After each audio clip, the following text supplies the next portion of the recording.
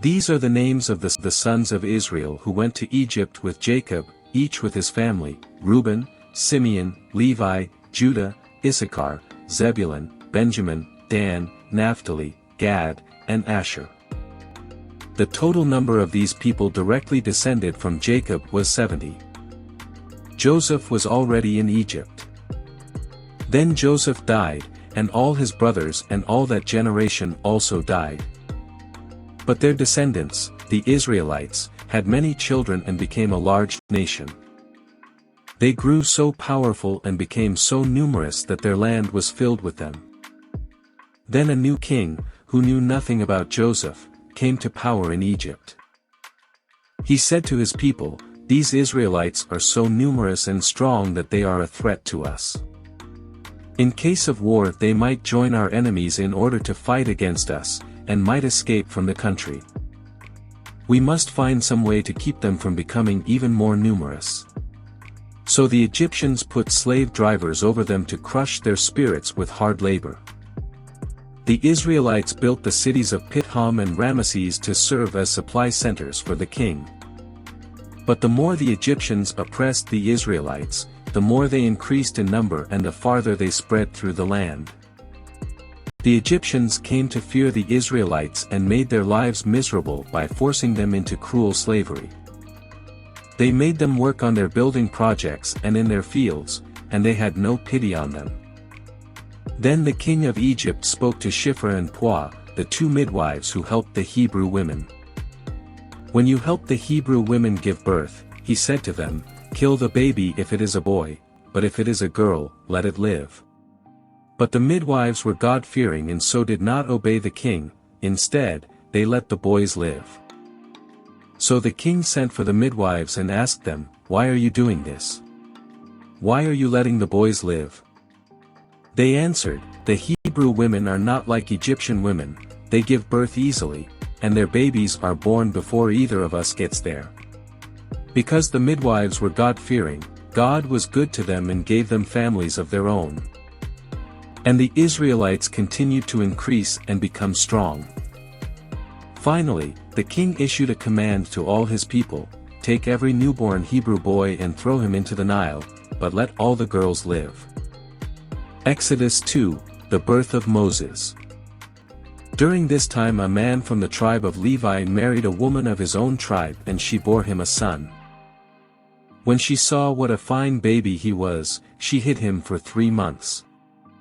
But when she could not hide him any longer, she took a basket made of reeds and covered it with tar to make it watertight. She put the baby in it and then placed it in the tall grass at the edge of the river. The baby's sister stood some distance away to see what would happen to him. The king's daughter came down to the river to bathe, while her servants walked along the bank. Suddenly she noticed the basket in the tall grass and sent one of her slaves to get it. When she opened it, she saw the baby and heard it crying. She felt sorry for it and said, "This is one of the Hebrew babies." Then his sister asked her, "Shall I go and call a Hebrew woman to nurse the baby for you?" "Please do," she answered. So the girl went and brought the baby's own mother. The king's daughter told the woman, "Take this baby and nurse him for me, and I will pay you." So she took the baby and nursed him. Later, when the child was old enough, she took him to the king's daughter, who adopted him as her own son. She said to herself, "I pulled him out of the water, and so I name him Moses." When Moses had grown up, he went out to visit his people, the Hebrews, and he saw how they were forced to do hard labor. He even saw an Egyptian kill a Hebrew, one of his own people. Looking around and seeing no one, he killed the Egyptian and hid his body in the sand. The next day he went back and saw 2 Hebrew men fighting. He said to the one who was in the wrong, "Why are you beating up a fellow Hebrew?" The man answered, "Who made you our ruler and judge? Are you going to kill me just as you killed that Egyptian?" Then Moses was afraid and said to himself, "People have found out what I have done." When the king heard about what had happened, he tried to have Moses killed, but Moses fled and went to live in the land of Midian. Exodus 3, God calls Moses. One day while Moses was taking care of the sheep and goats of his father-in-law Jethro, the priest of Midian, he led the flock across the desert and came to Sinai, the holy mountain. There the angel of the Lord appeared to him as a flame coming from the middle of a bush. Moses saw that the bush was on fire but that it was not burning up. "This is strange," he thought. "Why isn't the bush burning up? I will go closer and see."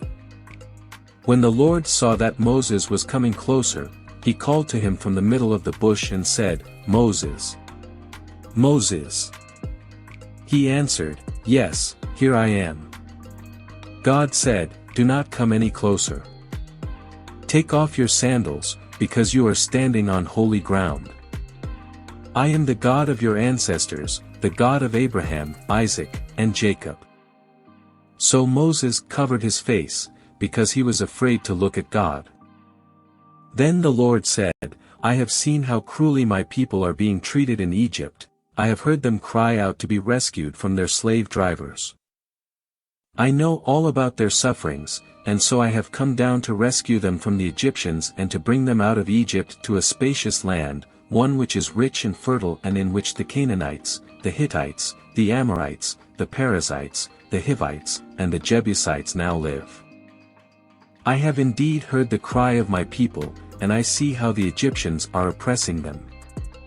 Now I am sending you to the king of Egypt so that you can lead my people out of his country." But Moses said to God, "I am nobody. How can I go to the king and bring the Israelites out of Egypt?" God answered, "I will be with you, and when you bring the people out of Egypt, you will worship me on this mountain. That will be the proof that I have sent you." But Moses replied, "When I go to the Israelites and say to them, 'The God of your ancestors sent me to you,' they will ask me, 'What is his name?' So what can I tell them?" God said, "I am who I am. You must tell them, 'The one who is called I am has sent me to you.'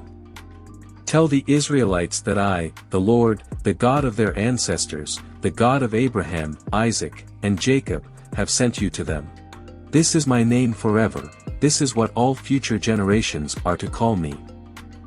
Go and gather the leaders of Israel together and tell them that I, the Lord, the God of their ancestors, the God of Abraham, Isaac, and Jacob, appeared to you. Tell them that I have come to them and have seen what the Egyptians are doing to them. I have decided that I will bring them out of Egypt, where they are being treated cruelly, and will take them to a rich and fertile land, the land of the Canaanites, the Hittites, the Amorites, the Perizzites, the Hivites, and the Jebusites. The Israelites will listen to you," God said, "and then you must go with the leaders of Israel to the king of Egypt and say to him, 'The Lord, the God of the Hebrews, has revealed himself to us.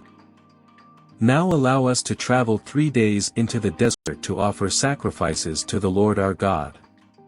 I will make the Egyptians respect you so that you will not go empty-handed.' Every Israelite woman will go to her Egyptian neighbors and to any Egyptian woman living in her house and will ask for clothing and for gold and silver jewelry. The Israelites will put these things on their sons and daughters and carry away the wealth of the Egyptians.